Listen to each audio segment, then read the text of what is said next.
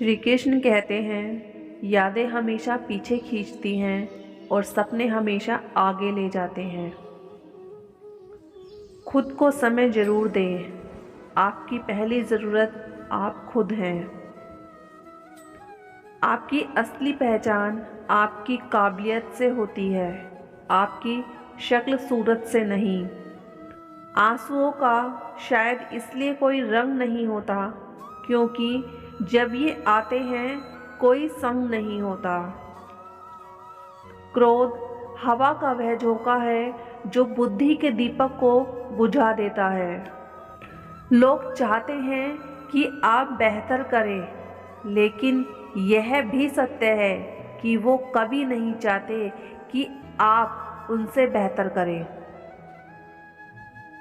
ये जरूरी नहीं कि आपकी उम्र क्या है, ज़रूरी यह है कि आप किस उम्र की सोच रखते हैं। इंसान वो लड़ाई कभी नहीं जीत सकता जिसमें दुश्मन उसके खुद के अपने होते हैं।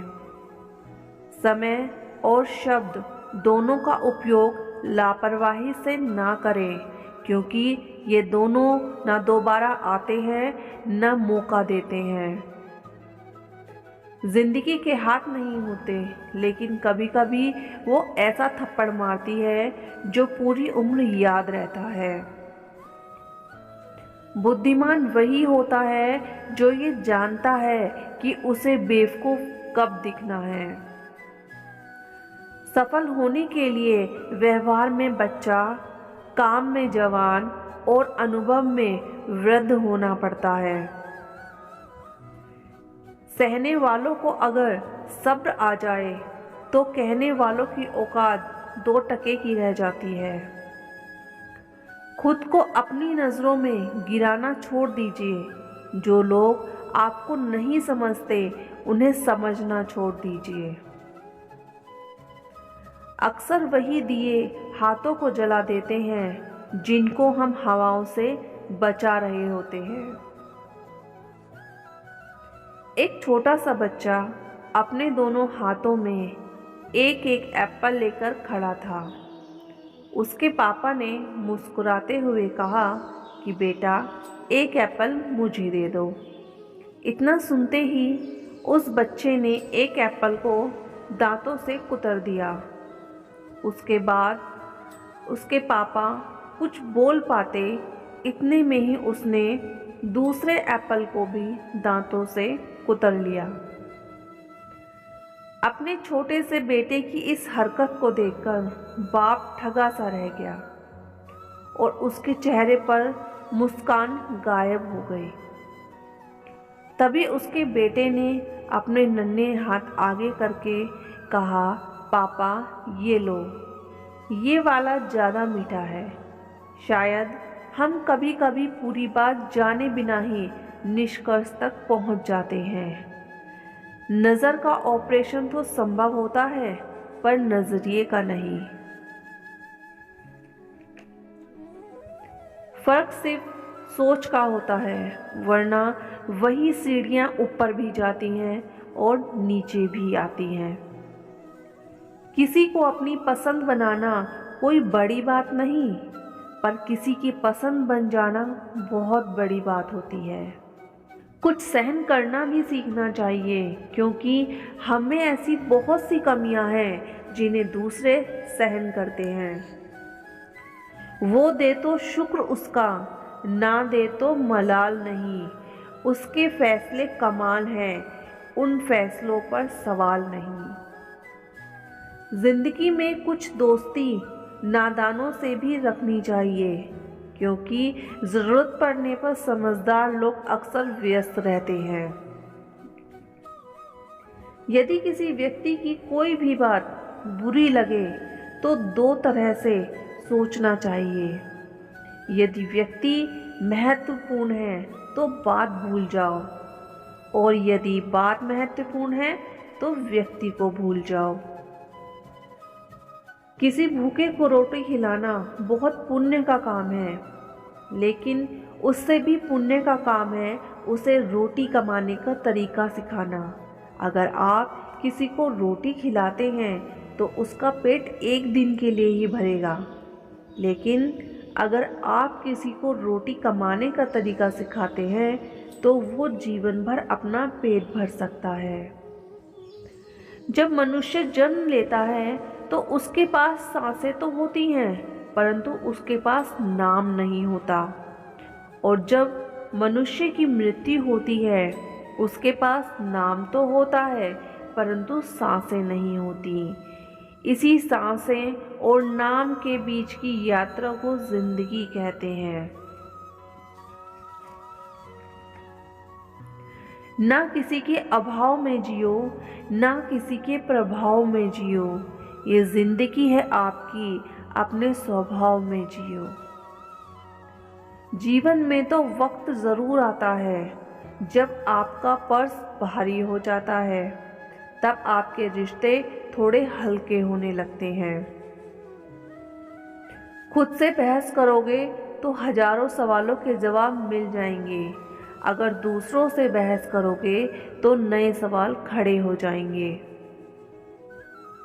जीवन में किसी को रुलाकर हवन भी कराओगे तो कोई फायदा नहीं, और अगर रोज किसी एक आदमी को हंसा दोगे तो आपका ईश्वर आपसे खुश हो जाएगा। कौआ एकमात्र ऐसा पक्षी है जो बाज पर चोंच मारने की हिम्मत करता है। वह बाज की पीठ पर बैठता है और उसकी गर्दन पर काटता है, पर बाज जवाब नहीं देता और ना ही कौए पर समय बर्बाद करता है। बस अपने पंख खोलता है और आसमान में ऊंचा उड़ना शुरू कर देता है। उड़ान जितनी ऊंची होती है उतनी ही मुश्किल है सांस लेना, और सांस ना लेने के कारण कौआ गिर जाता है। कौए के साथ अपना समय बर्बाद करना बंद कर दे। बस खुद ऊंचाइयों पर चले जाओ, अपने काम में लगे रहो, वह ऐसे ही खत्म हो जाएगा। एक आश्रम के दो शिष्य बात करते हैं। एक शिष्य दूसरे शिष्य से कहता है, एक व्यक्ति ने आश्रम में एक गाय दान की है। दूसरे शिष्य ने कहा, चलो अच्छा है, दूध पीने का मौका मिलेगा। एक सप्ताह के बाद शिष्य फिर आकर बोला, जिसने गाय दान दी थी वह अपनी गाय वापस ले गया। तो उसी शिष्य ने कहा, अच्छा हुआ, गोबर उठाने के झंझट से मुक्ति मिली। कहने का अर्थ है, जो व्यक्ति हर हाल में राजी हो उसे कोई दुख कैसे दुखी कर सकता है। परिस्थिति बदले तो अपनी मनोस्थिति को भी बदल लीजिए, फिर दुख सुख में बदल जाएगा। सुख दुख आखिर मन के ही तो समीकरण है। वह हमारा दृष्टिकोण सकारात्मक होना चाहिए। हर इंसान को श्री कृष्ण से सीखना चाहिए, क्योंकि श्री कृष्ण से कितना कुछ छूटा। पहले माँ छूटी, फिर पिता छूटे, फिर जो नंद यशोदा मिले वो भी छूटे, संगी साथी छूटे, राधा भी छूटी, गोकुल छूटा, फिर मथुरा छूटी। श्री कृष्ण से जीवन भर कुछ ना कुछ छूटता ही रहा, और जो नहीं छूटा वो है देवत्व, मुस्कान और सकारात्मकता। श्री कृष्ण दुख नहीं उत्सव के प्रतीक हैं। कैसे खुश रहा जाता है यह श्री कृष्ण से अच्छा कोई नहीं सिखा सकता। अगर एक हारा हुआ इंसान हारने के बाद भी मुस्कुरा दे तो जीतने वाला व्यक्ति अपने जीत की खुशी खो देता है। एक पल के लिए मान लेते हैं कि किस्मत में लिखे फैसले बदला नहीं करते, लेकिन आप फैसले तो लीजिए, क्या पता किस्मत ही बदल जाए। दुनिया की ताकतवर चीज है लोहा, जो सब कुछ काट सकता है। लोहे से ताकतवर है आग, जो लोहे को पिघला देती है। आग से ताकतवर है पानी, जो आग को बुझा देती है। पानी से ताकतवर है इंसान, जो उसे पी जाता है। इंसान से भी ताकतवर है मौत, जो उसे खा जाती है। और मौत से भी ताकतवर है भक्ति, जो मौत को भी टाल देती है। एक चिड़िया ने मधुमक्खी से कहा कि तुम इतनी मेहनत से शहद बनाती हो और इंसान आकर उसे चुरा ले जाता है, क्या तुम्हें बुरा नहीं लगता? मधुमक्खी ने कहा, इंसान मेरा शहद ही चुरा सकता है, मेरी शहद बनाने की कला को नहीं। इसी प्रकार यदि आपका कोई फ़ायदा उठा रहा है तो हो सकता है आपका फ़ायदा उठाने के बाद भी वो कला वो नहीं सीख पाए। ढूंढना है तो अपनी परवाह करने वाले ढूंढो, क्योंकि इस दुनिया में आपको इस्तेमाल करने वाले आपको ढूंढ ही लेते हैं।